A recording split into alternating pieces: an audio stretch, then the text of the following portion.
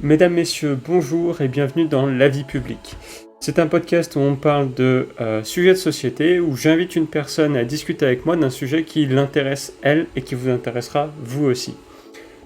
Le principe est simple, on part sur 2 minutes de discours par personne, ensuite on va passer sur 40 à 45 minutes de discussion pour essayer d'étoffer nos idées, de les confronter et de faire évoluer le débat sur le sujet qu'on traite.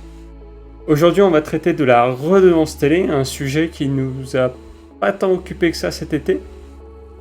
Pourtant, il faut savoir que il a été voté en juillet dernier, 2022, la fin de la redevance de l'audiovisuel public. Ça veut dire que on arrête de payer un impôt sur la redevance de l'audiovisuel. Il faut savoir qu'aujourd'hui, en tout cas jusqu'à ce que ce soit supprimé, ça représentait 89% des revenus de l'audiovisuel public. Quand on parle d'audiovisuel public, c'est quoi ? C'est France Radio, avec France Culture, France Bleu, etc. Et les chaînes comme France Info et France Télévisions. Donc France 2, 3 et d'autres, parce que la liste est longue. Et voilà, on va discuter de ça avec Romain, qui est ici aujourd'hui. Romain, est-ce que tu peux te présenter un petit peu ? Qui es-tu ? Qu'est-ce que tu fais dans la vie ? Et ensuite, on passera à la session de discours. Donc, comme l'a dit Yvan, moi je m'appelle Romain. Je suis en 5e année en école d'ingénieur avec une spécialisation en data engineering. Donc, je pense que je n'ai pas grand-chose à rajouter spécialement pour cette présentation. Très bien, ça me va. Concis. Eh ben écoute, si tu veux commencer, dis-moi. Je vais te laisser commencer plutôt sur ouvrir le débat. Bien sûr. Eh bien, c'est parti. Donc, imaginez. Peut-être que vous le connaissez, mais cet homme, c'est Rupert Murdoch. C'est un mania de la presse qui a dominé les médias, notamment outre-Manche, et il est connu pour être l'un des hommes les plus riches et les plus influents de son temps. Il n'est pas encore mort, et aujourd'hui encore, il détient des chaînes comme la Fox, qui est connue notamment pour son penchant conservateur assez ouvertement assumé. Cet homme, il n'a pas hésité dans les médias qu'il possède à justement déverser son idéologie, à la diffuser à travers de nombreux réseaux comme The Sun en Angleterre ou la Fox aux États-Unis. Mais lui, au départ, il est australien, il a commencé à racheter une majorité des médias australiens. Alors, quand on a quelqu'un qui diffuse son idéologie, peu importe son penchant, est-ce que c'est vraiment ce qu'on veut pour un média ? Parce que la redevance télé, au final, c'est 138 € par foyer en France métropolitaine et 88 par foyer par an dans les Outre-mer. Autrement dit, c'est presque rien. Si on ramène ça par mois, ça fait à peine plus de 10 €. Donc, est-ce que c'est vraiment une bonne chose de supprimer la redevance télé ? J'en suis pas sûr, surtout pour ce qu'elle représente. Après, oui, certes, elle a des limites. Et aujourd'hui, on touche un peu à ces limites avec d'autres formes de médias ou d'autres formes, on va dire, de produits audiovisuels. Mais ça veut dire que maintenant, on doit quand même trouver un peu plus de 3 milliards d'euros qu'il faut ensuite reverser à l'audiovisuel public. En plus de ça, le rapport qui a été fait récemment par, je crois que c'est l'inspection générale des finances et l'inspection générale des affaires culturelles, propose notamment d'établir des budgets sur 5 ans, c'est-à-dire au début de chaque quinquennat. Est-ce que c'est vraiment une bonne idée, compte tenu du fait que lorsqu'on est élu pendant un quinquennat, ça nous donnera le pouvoir d'influencer les gens à travers un média d'État? Ça pose quand même de réelles questions du point de vue de l'indépendance. D'autres parlent de vouloir privatiser les chaînes, mais si on en arrive là, est-ce qu'on n'aura pas le même souci que nos collègues anglo-saxons ? Alors, moi je pense qu'il y a une erreur qui a été faite par l'État. Ça arrive, c'est pas très grave, mais il serait grand temps de la fixer. C'est à ton tour. Ok, mais donc le principal problème que l'on voit, c'est que tu as parlé du fait que le budget 138 € par an, c'était très peu ramené à l'année. Sauf que quand on voit que, avec les mouvements des gilets jaunes, avec même ce qui se passe en ce moment avec les pénuries d'essence, etc., il y a des foyers qui ne peuvent pas se passer de ces 138 € par an. Ça reste quand même, on ne peut pas dire que c'est négligeable pour la plupart des foyers, d'une part. D'autre part, à la base, la redevance télé a été faite pour qu'il n'y ait pas de pub sur les chaînes audiovisuelles, sur ces chaînes publiques. Or, depuis des années, on voit des pubs et on en voit de plus en plus, qui plus est, sur ces mêmes chaînes, alors qu'elles sont financées par cette redevance audiovisuelle. Donc, si ces chaînes se permettent de mettre des publicités, alors je ne vois pas pourquoi on devrait continuer à payer une redevance audiovisuelle, sachant que plein d'autres chaînes, même si elles sont privées ou publiques d'ailleurs, je ne sais pas si ce sont les seules chaînes publiques, ça c'est à vérifier, mais il y a d'autres chaînes qui sont, quant à elles, privées, qui arrivent à s'en sortir avec sans cette redevance, et du coup qui ont des budgets plus restreints, beaucoup plus restreints que 3. Il faut rappeler que France Télévisions, c'est 3 milliards d'euros de budget par an. Quand on regarde à d'autres mastodontes comme M6, TF1, W9, c'est quand même, ils ont des budgets qui sont bien moindres et qui s'en sortent juste avec des revenus publicitaires qui sont équivalents. France Télévisions a à peu près, je n'ai pas les chiffres exacts, mais à peu près la même revenu en termes de pub que d'autres mastodontes comme M6. Donc, je ne comprends pas pourquoi on force les Français à payer quelque chose qui devrait être optionnel. On n'est pas obligé de payer pour quelque chose, d'autant plus que beaucoup de gens, et même de plus en plus, ne regardent pas la télévision.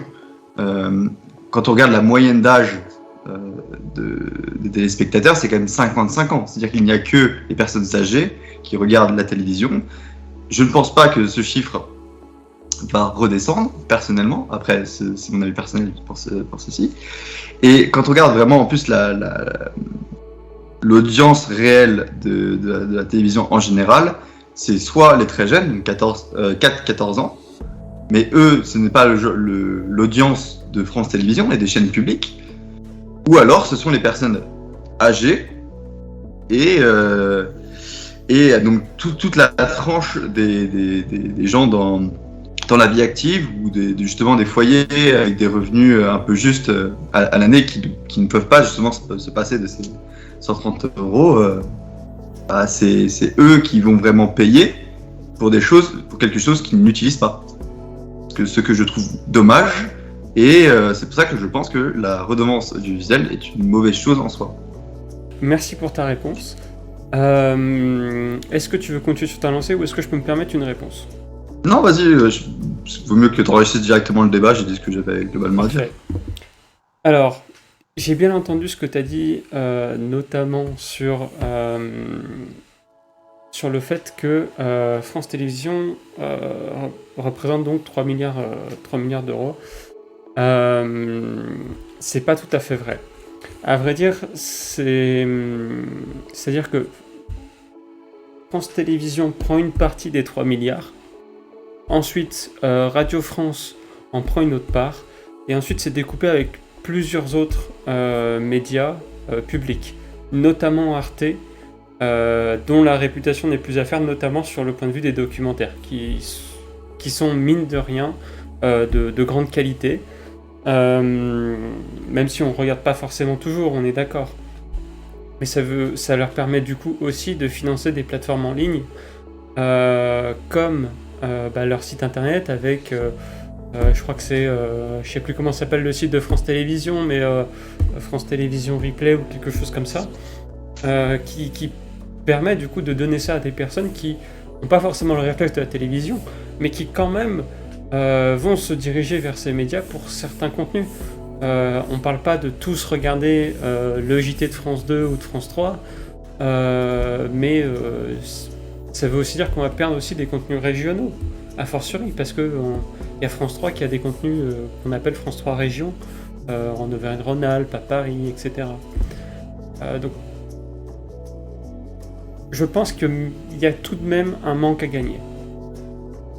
Alors juste, je t'arrête 2 secondes parce que sur les... Donc, je n'ai pas exactement précisé, quand je disais 3 milliards, c'est 2,8 milliards de revenus juste là, c'est la redevance plus les pubs, je parlais. Donc ça fait bien 3 milliards, un peu moins de 3 milliards. Parce que France Télévisions prend quand même 2,4 milliards sur les 3 milliards qui sont alloués à tout. Arte, c'est que 280 millions, comparément. Oui. Et puis c'est aussi fait en partenariat avec l'Allemagne, donc forcément les financements pour Arte sont on va dire, moins élevés en France. Donc voilà, donc tu disais que du coup, ça permet de financer Arte. Bah, j'aurais te dire très peu. Parce que 280 millions, c'est pas leur budget principal, la redevance audiovisuelle. Contrairement à France Télévisions, où vraiment, ça représente 89%, je crois que c'est ce que tu disais au départ, ça représente 89% de leur des financements de leur l'audiovisuel budget. public, oui. Ça veut dire que, bah, du coup, je connais pas le détail, mais on peut laisser penser que dans les 11% qui restent, il y a notamment la part des pubs. Et du coup, si on considère que c'est la part des pubs, ça représente quand même une somme assez importante qui va être perdue par les chaînes. Alors, je sais pas si tu as regardé, il y a un site qui s'appelle La Vie Publique. Alors, à ne pas confondre avec La Vie Publique, qui est un site de l'État où notamment tu peux trouver des informations sur des projets de loi, sur la gouvernance, etc. Avec beaucoup d'informations sur le gouvernement, comment ça fonctionne et les projets qui sont apportés. Et donc notamment ils ont une page dédiée donc à la redevance télé qui a été faite cet été. Et il s'avère que du coup dessus ils proposent le rapport qui avait été fait en juin par comment ça s'appelle, l'inspection générale des finances, qui l'a fait en partenariat avec l'inspection générale des affaires culturelles. Et dedans, il propose une série de, je crois, c'est 7 propositions.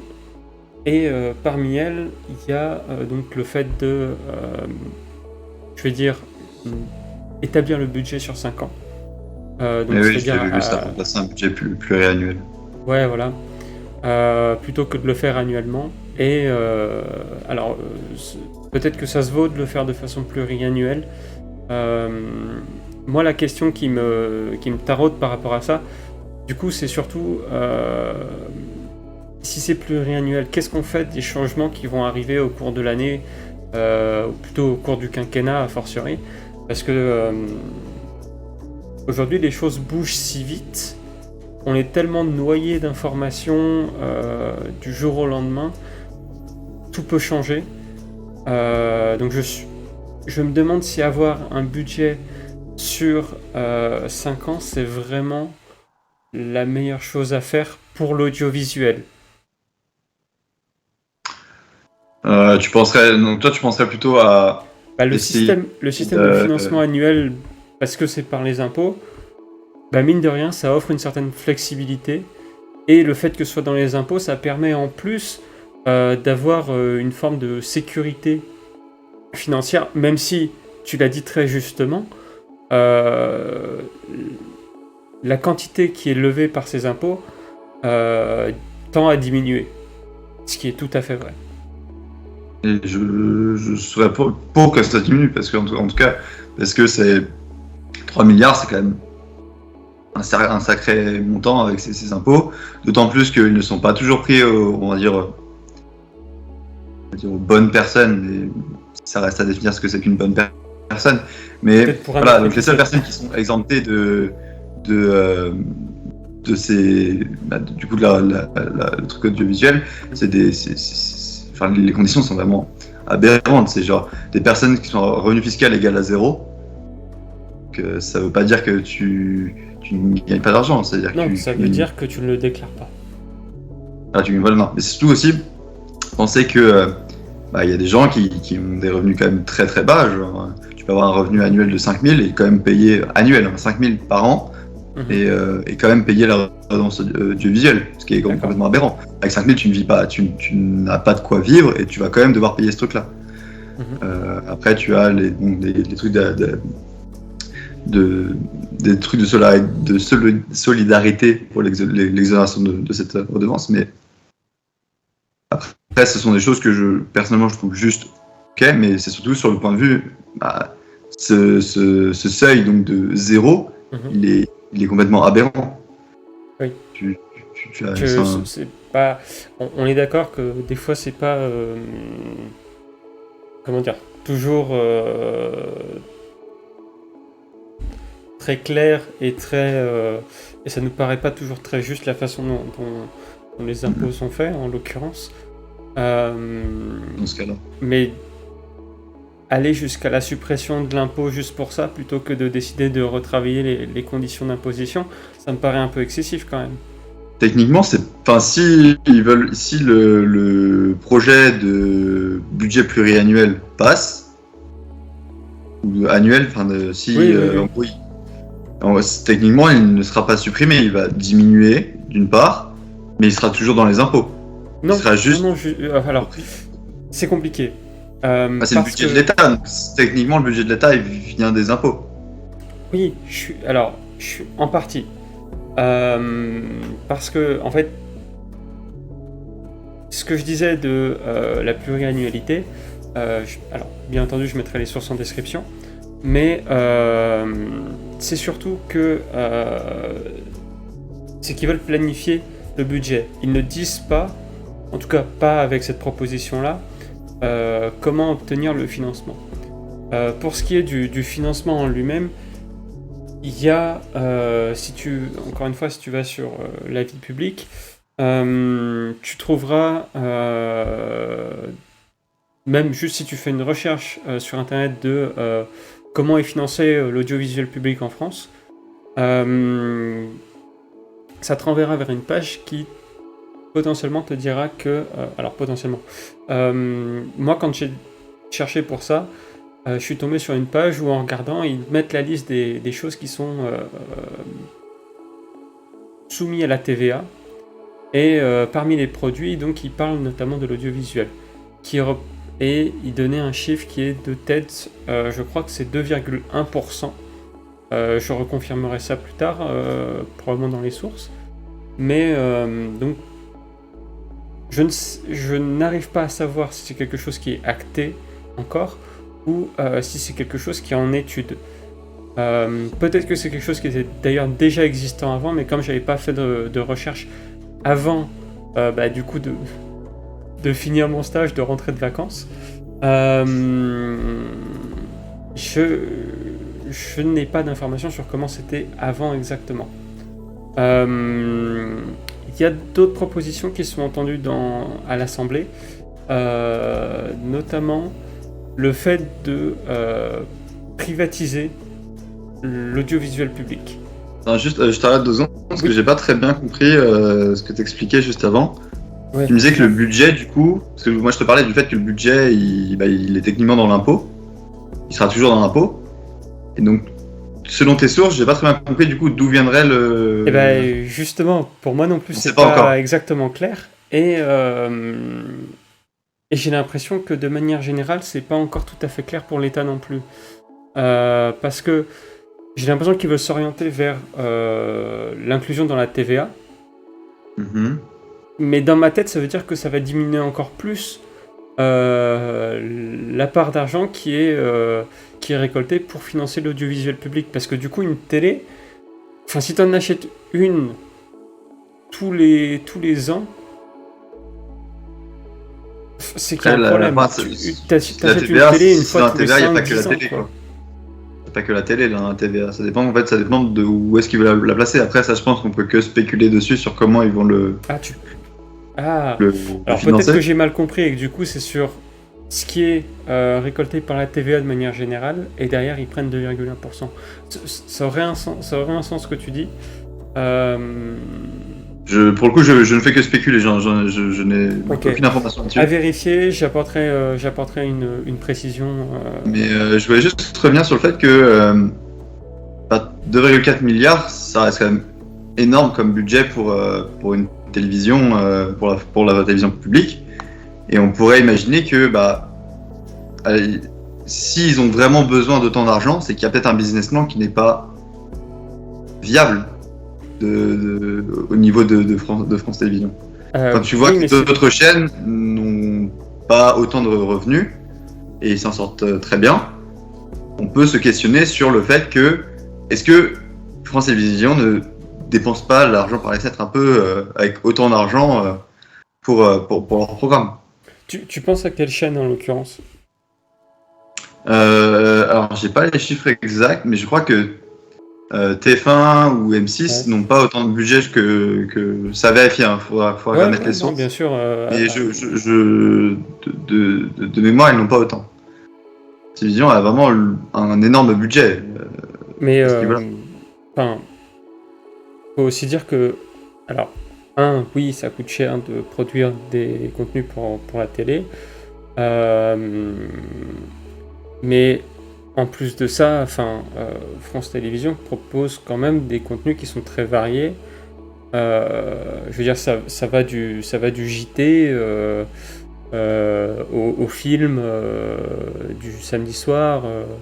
TF1 fait la même chose, techniquement. TF1, ils ont aussi leur JT ou M6. Oui, t'as raison. M6 avec le 1945, ils ont aussi leur JT du soir, équivalent aux 20h. Ils ont énormément de variété dans leur programmation, tout simplement. Je dis pas le contraire, mais si je dis pas de bêtises, TF1 entre guillemets en tant que groupe, ils ont TF1, LCI et TMC, c'est ça ? Je pense que ça doit être quelque chose comme ça. Ouais. Mais du coup, France Télévisions, ça veut dire qu'il y a France 2, France 3, France 4, et France 5, O, France 5. Je sais pas si France et je crois qu'il y en a peut-être un sixième, mais... Il y a Arte aussi que tu comptes dedans, mais... Arte Arte, à ma connaissance, fait pas partie France. de France Télévisions. Arte... non, je crois que ça fait pas de Il touche parce que c'est une chaîne publique, mais ils sont pas affiliés à France Télévisions directement. Après, France Télévisions a aussi beaucoup de chaînes, mais est-ce que toutes les chaînes sont vraiment utiles ? Je suppose que si elles existent encore, c'est qu'il y a encore des gens qui les regardent. Ça reste à voir parce que justement, il y avait eu certains problèmes comme ça avec TFX, ce genre de chaîne qui n'était que très peu regardée et qui en fait n'était là que pour mettre des rediffusions des chaînes principales. Oui. Donc au final, on peut quand même douter du fait que ça reste à confirmer, etc., à approfondir, mais on peut pas partir du postulat que si la chaîne est encore là, c'est qu'elle est regardée. Oui, mais alors, je comprends ce que tu dis, mais on parle quand même de chaînes qui proposent des contenus qui sont, on va dire, fondamentalement différents que ce que proposent les autres. Je veux dire, il y a quand même une certaine particularité à France 3 par rapport à France 2 ou France 4 qui à mon sens justifie leur existence. Je suis d'accord pour les cas de France 2, France 3, France 4, enfin les plus grosses les plus grosses chaînes de France Télévisions, que pour le coup France 3, France 2, ce sont vraiment des grosses chaînes qui sont presque indispensables, on va dire, aux chaînes gratuites, parce qu'elles apportent vraiment, on va dire, un plus. Cependant, il y a quand même un certain nombre de chaînes qui, elles, n'apportent rien. Tu parlais de France O, si elle est bien dans France Télévisions. D'expérience personnelle, je dirais que c'est pas une chaîne qui est très regardée.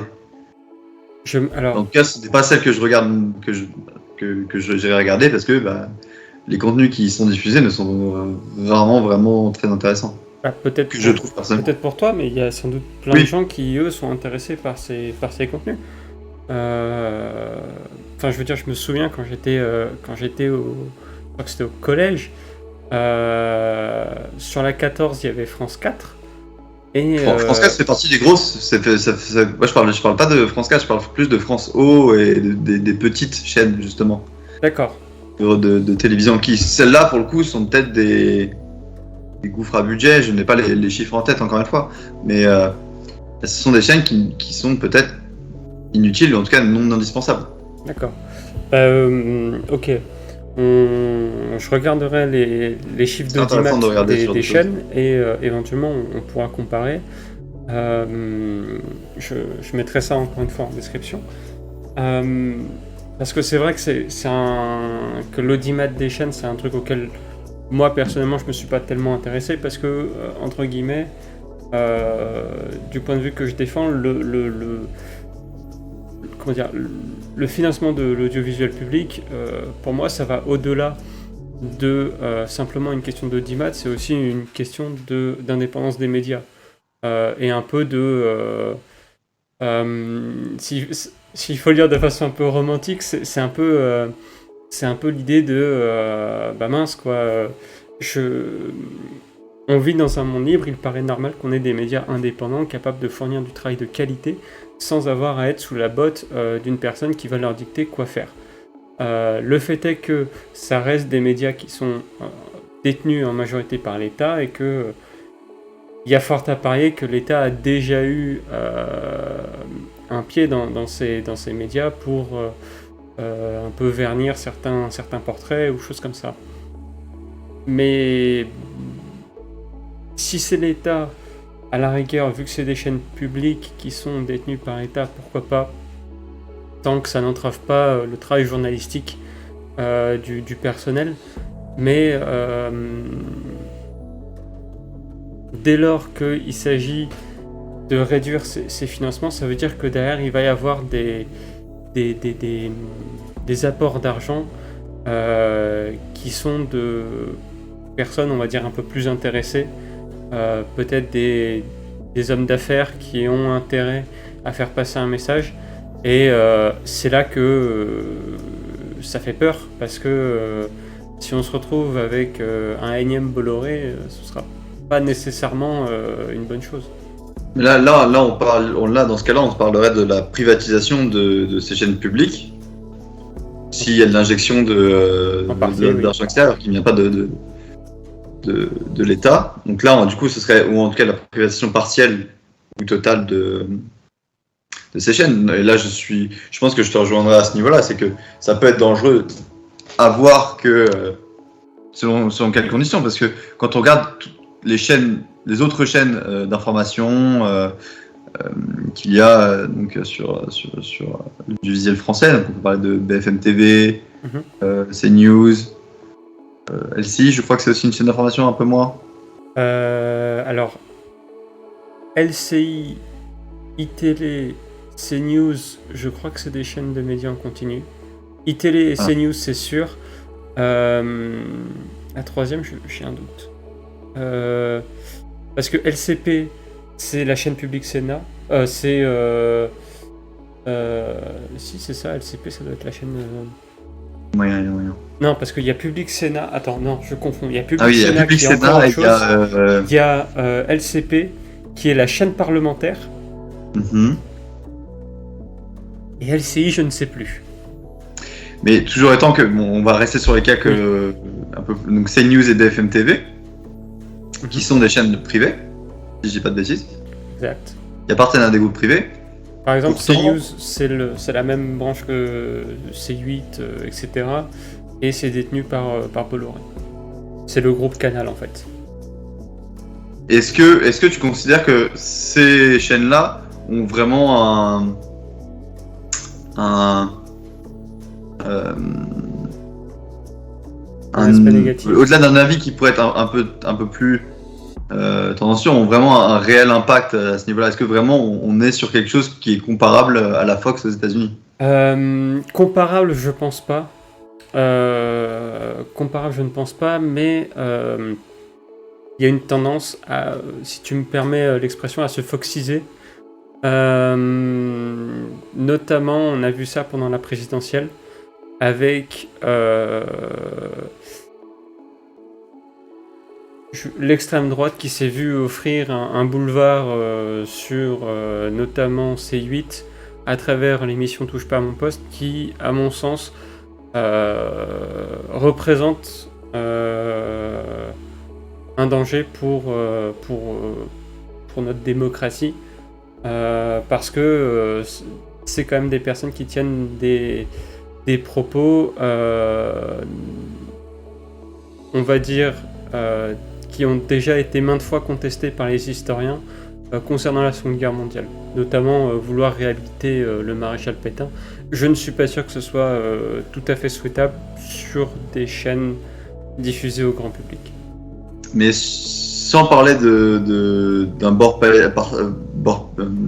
politique particulier, on a aussi certaines chaînes qui vont plus tendre à gauche ou à droite si on reste dans le paysage français.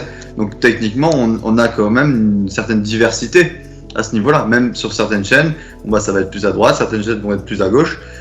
Donc techniquement, on retrouve une certaine neutralité, entre guillemets, dans le sens où on peut vraiment, en allant d'une chaîne à l'autre, avoir à peu près tout le paysage politique français à ce niveau-là. Alors, c'est une question très intéressante que ça soulève, parce que je suis assez d'accord qu'il y a, entre guillemets, on va dire, une diversité d'opinions dans l'audiovisuel. Mais aujourd'hui, on voit que... Alors, on va dire que la société est de plus en plus polarisée, notamment sur des sujets politiques. Et ça se voit particulièrement aux époques d'élection, que ce soit aux législatives, aux présidentielles, ou peut-être même à l'échelle locale. Et je ne suis pas sûr qu'avoir, entre guillemets, des médias qui se transforment petit à petit en médias d'opinion, ce soit vraiment ce dont on ait besoin. À mon sens, le cerveau humain est assez bien entraîné pour voir les différences, pour pouvoir polariser la société tout seul.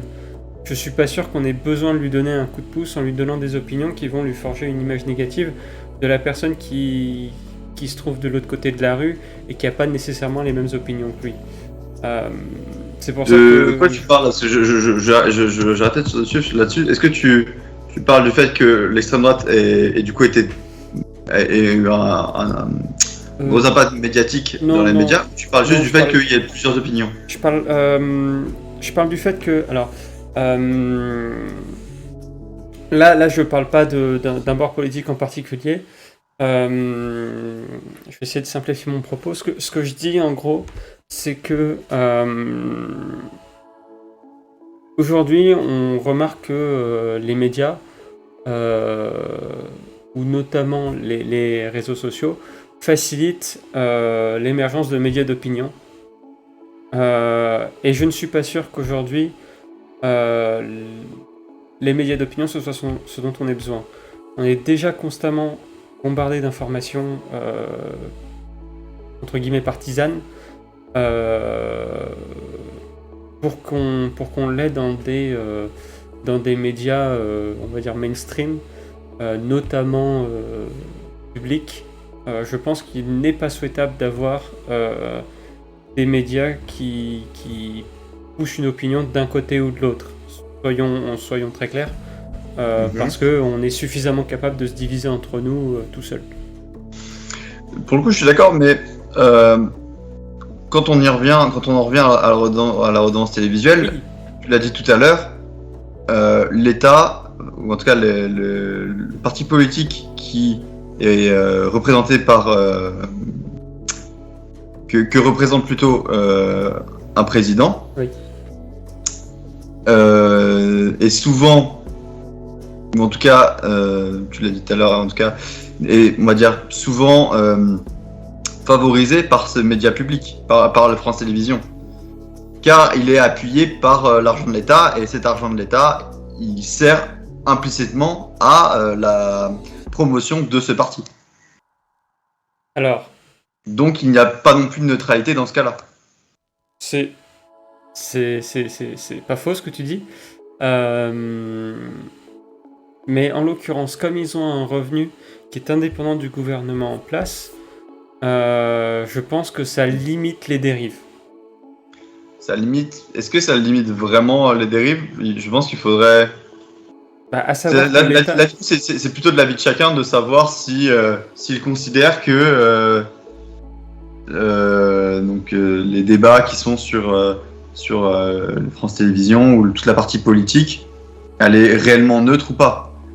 Non. Personnellement, je ne pense pas. Je trouve personnellement que justement le débat qui s'y trouve est vraiment très fortement tiré vers le parti politique en place.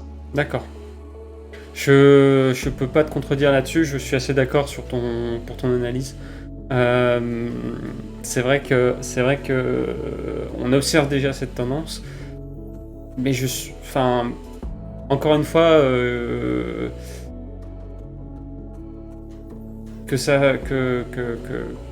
n'y ait plus un socle de revenus constant et indépendant du gouvernement en place, je trouve que ça offre une porte ouverte à la dérive. Mais voilà. Tu penses que ça pourrait vraiment, tu penses vraiment que ça pourrait inciter encore plus le parti politique en place à faire un peu une certaine forme de chantage, peut-être sur justement le budget? Je pense, oui, parce que à un autre degré, c'est quelque chose qu'on a vu, notamment, alors, est-ce que tu te souviens des Guignols? Oui, les Guignols de l'info de Canal+, tu parles? Exactement. En somme, une espèce d'institution française que beaucoup de gens ont suivi parce qu'ils étaient en clair sur Canal+, et ça a eu beaucoup de succès. À l'époque, Canal+ était détenu par... je ne sais plus. Mais au bout d'un moment, Canal+ a été racheté par le groupe, si je dis pas de bêtises, c'est Vivaldi, qui est détenu par Monsieur Bolloré. Et un jour, pendant un sketch, après le rachat, ils se sont moqués, ils ont fait de la satire sur du coup leur nouveau président. Et il se trouve que petit à petit, les Guignols ont vu leur argent diminuer jusqu'à aujourd'hui où je crois que ça n'existe plus. Oui, ça a arrêté, mais est-ce que si on reste dans le domaine du public, sans passer dans le privé, est-ce que tu penses vraiment que ça pourrait arriver, ce genre de choses? Parce que la réponse, c'est pas je pense, c'est quelque chose qu'on a déjà vu dans d'autres pays. Alors, encore une fois, c'est un cas qui est pas calcable sur la France. En tout cas, pas aujourd'hui, et jamais, je l'espère. C'est le cas de la Hongrie, où Viktor Orban a coupé le robinet à tous les médias d'opposition, ou tout du moins les médias qui se montrent critiques envers son gouvernement. J'espère sincèrement que nos politiques ne sont pas... ont suffisamment de morale pour ne pas le faire, ont suffisamment d'éthique et de morale pour ne pas le faire, mais je trouve que c'est une porte ouverte. Après, le truc, c'est que est-ce que tu penses pas que déjà le fait qu'ils veulent implémenter, donc ça reste encore de la spéculation, mais le pluriannuel doit lutter contre ça? Le fait aussi, on pense qu'il peut y avoir certaines mesures donc c'est je crois que non, c'est plus le CNA, donc le Comité national de l'audiovisuel, c'est l'ARCOM. L'ARCOM. Oui, c'est ça, c'est l'ARCOM. C'est l'ARCOM maintenant qui fait ça. Oui. Justement, de l'ARCOM qui, du coup, aurait une responsabilité de de contrôle sur le budget qui est attribué, où on peut facilement imaginer différentes mesures qui justement feraient des garde-fous à ce genre de choses, plutôt que de juste utiliser un budget stable. En fait, est-ce que ça change? Moi, je ne pense pas que ça changerait grand-chose à ce niveau-là s'il y a des garde-fous. Parce que, donc, si je dois essayer de restructurer un peu mon idée, parce que je pense que là, elle ne l'était pas vraiment. Bien. Si on met en place un garde-fou lorsqu'on change le budget en un budget, c'est encore donc si un budget pluriannuel est mis en place, le fait qu'il y ait certains garde-fous qui soient mis en place en même temps, donc comme la possibilité de mettre, je sais pas, l'Arcom en tant que garant ou quelque chose comme ça, vont au final limiter, voire complètement annuler tout progression, on va dire, ou en tout cas tout impact, tout nouveaux impacts que pourrait avoir le parti en place sur l'audiovisuel en lui-même. Je ne pense pas personnellement que cela améliorera les choses, vraiment pas. Je pense que quoi qu'il en soit, il y aura toujours certains leviers où les leviers déjà en place le seront toujours. Donc le fait de pouvoir mettre pression sur des réseaux ou ce genre de choses, mais le fait d'avoir des garde-fous en tout cas empêchera d'une certaine façon que ça s'accentue avec le fait que ce soit l'État qui vote le budget. D'accord. Ouais, ok, j'arrive à comprendre ce que tu dis et je pense que ce serait souhaitable que des organismes, alors peut-être pas nécessairement indépendants parce que l'Arcom dépend de l'État si je dis pas de bêtises, mais au moins que des on va dire des corps qui ne dépendent pas peut-être directement de l'exécutif puissent avoir un droit de regard au moins sur ce qui se passe avec les finances. Je pense que... Par exemple, on va mettre, juste pour finir là-dessus, peut-être par exemple de mettre en place des chartes ou un vrai cahier des charges qui serait derrière sur le budget et comment est calculé le budget. Alors justement, les budgets, c'est des choses qui sont votées au Parlement. Je pense que vu comment ça se profile, il y a des chances pour que le budget de l'audiovisuel soit voté au Parlement aussi comme étant un énième budget que doit voter le gouvernement. Ça demande encore une fois quelques précisions parce que c'est vrai que c'est des questions auxquelles on n'a pas pensé en préparant le podcast. Mais ok. Moi ça me va et ce sera le mot de la fin et ça a été un plaisir de te recevoir. Merci. C'était un plaisir de venir participer en tout cas, c'est très intéressant. Eh ben écoute, j'espère que l'épisode vous a plu et on se retrouve la semaine prochaine pour une nouvelle discussion sur un sujet de société. Merci.